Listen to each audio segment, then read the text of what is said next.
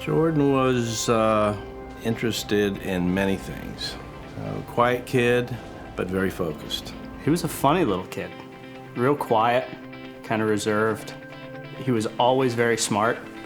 He was a great little kid. Once he knew what he could do, whether it was in a math class or gym, then you couldn't stop him. He loved the game. He saw that his brother liked the game also, and when he saw what it was all about, he was hooked.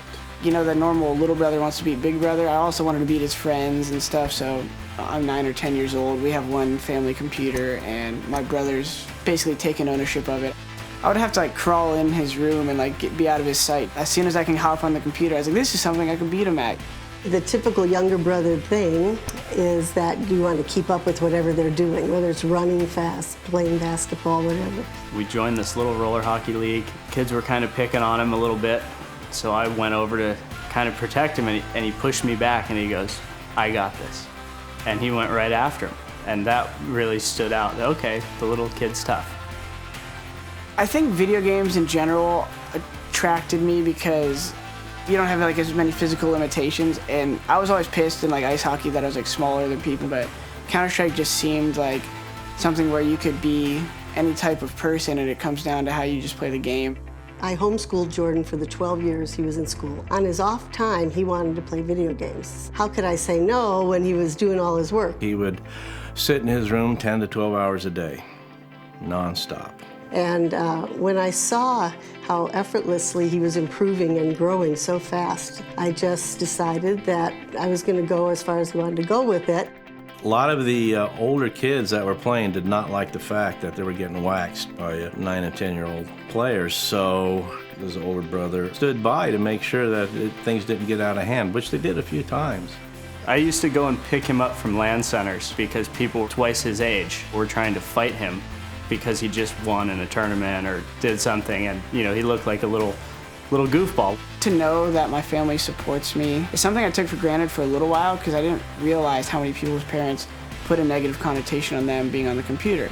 Once we saw his skill level and the talent that he had, it was just amazing to watch what he could do, stuff I didn't even realize was possible. I think as a kid, whether it's your parents or your environment, that kind of shapes you in your early years. My mom was always pushing me to just, have confidence. And my dad was always kind of trying to keep my mind balanced and make me know that if you want to be good, you have to work hard. And when I notice I'm most happy is when I'm really in the present. When I'm just focused on the next tournament, when I'm focused on interacting with my fans. I'm still pretty young and I learn so much every year about myself. When CS 1.6 started to slow down, the interest was dying between the players and the community. That was a tougher time for Jordan. He had no idea where it was going to go.